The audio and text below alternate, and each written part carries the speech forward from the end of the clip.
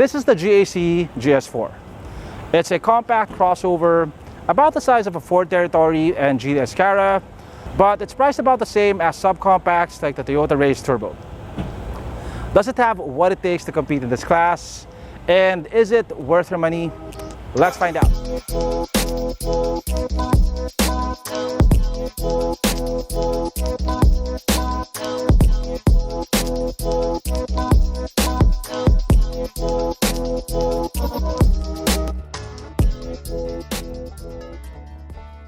The GAC GS4 has been in the market for more than a year now.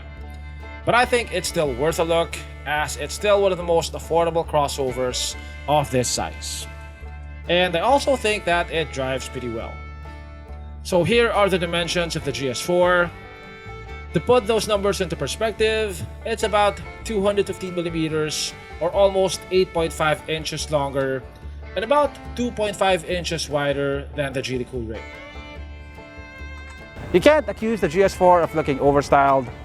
It looks quite understated, especially compared to other Chinese crossovers in this class.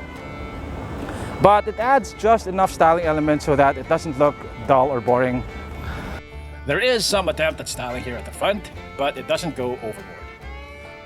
It gets this wide grille with these horizontal slats, finished in gloss gray. It's flanked on each side by these coupes, which look like air vents. They're not real air vents though. The headlights are almost rectangular in shape. They're a bit more tame looking than the sharp and squinty headlamps of some of its competitors. They are LEDs. They're not automatic on-off though. You still have to manually turn them on when you need them. There's only one variant of the GS4 in the Philippines, and it comes with these 17-inch wheels, which look pretty small for the car. I think an upgrade to 18s would definitely make the car look a lot better. So on the side you get these sharp lines which break the somewhat rounded shape of the GS4. Here at the back it gets LED tail lamps, it gets this chrome bar over here, and you get these dual faux exhaust tips, which seem to be becoming a standard feature on a lot of modern crossovers. It gets a manual liftgate, and in here you get 470 liters of cargo space, which is a lot for this class. The GS4 has one of the biggest cargo spaces in its class. It has 470 liters of cargo space behind the second row. That's more space than the new Ford Territory and a lot more than the GS Cara. Now, if that's still not enough space for you, you can fold the second row seats. Now, it seemed at first like you could fold the seats flush to the floor, but apparently there's a way to do it. You have to flip the seat bottoms up first, which I wasn't able to do. But yeah, the second row seats do fold flat to the floor.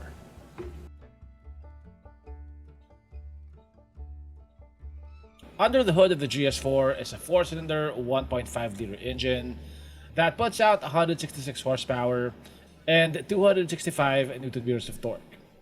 The engine is coupled to a 6-speed automatic transmission.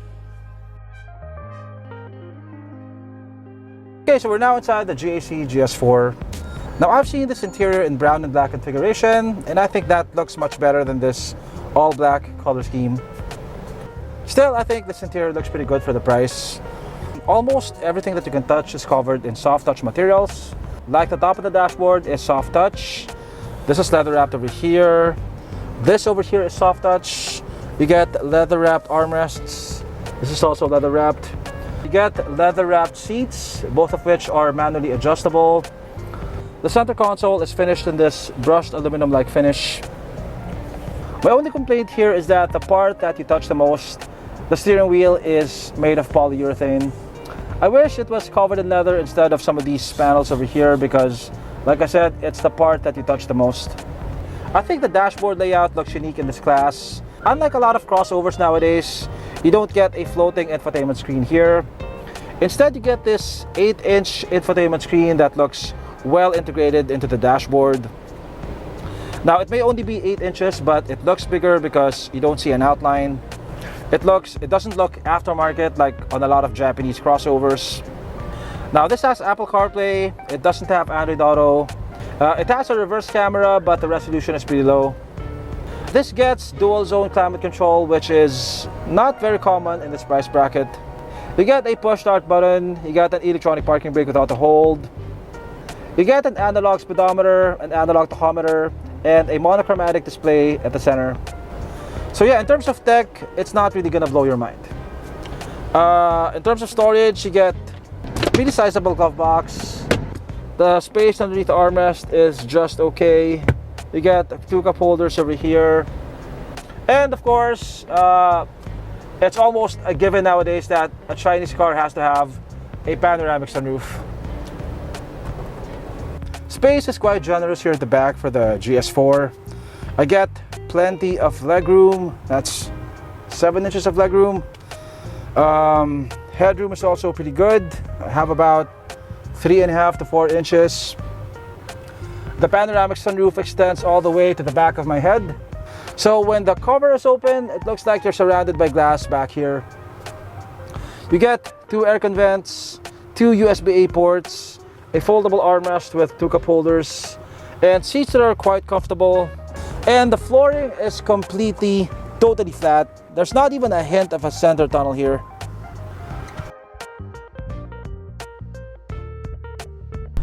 The GS4 feels surprisingly refined when you're driving it around the city.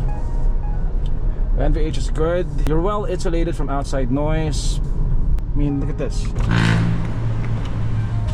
Windows open, windows closed. Windows open, windows closed. The ride quality is pretty decent. The visibility is also very good. The steering feels slight, but it doesn't feel overly boosted.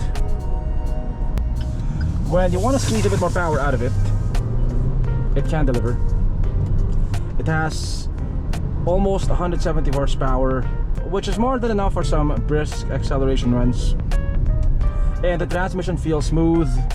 It doesn't feel jerky in stop and go traffic, and when you want to accelerate quickly, it also responds pretty quickly. I really just wish that it came with a leather wrapped steering wheel, because I mean you get to hear that a lot when you're driving.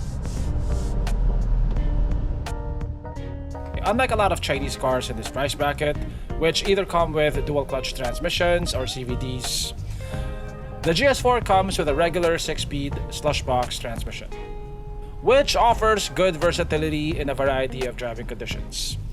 If you floor it on the highway, it will downshift and give you a proper kick, unlike most CVTs, which give you a lot of droning sound.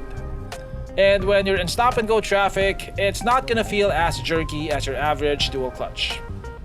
The GS4's 1.5-liter engine puts out almost 170 horsepower, which is almost the same as the Geely Coolray.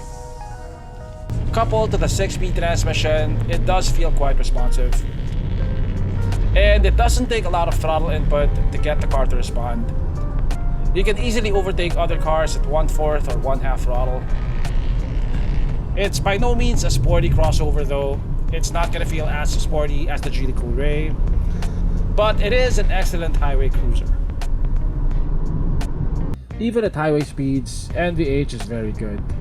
Road noise and wind noise are kept to a minimum.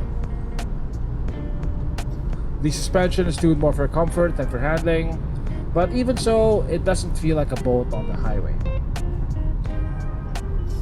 Fuel consumption is quite decent. I got about 11 kpl in the city with moderate traffic, and about 17 kpl on the highway.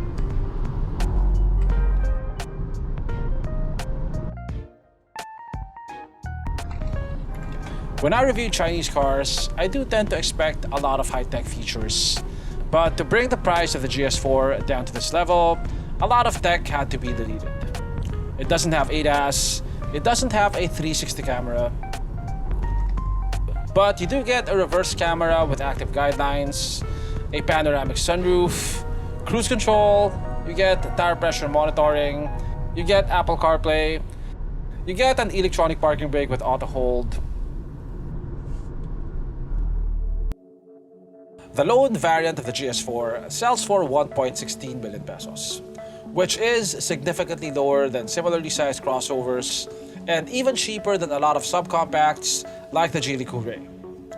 It's cheaper than all variants of the Coolray, except for the base model, which is a lot more bare than the GS4.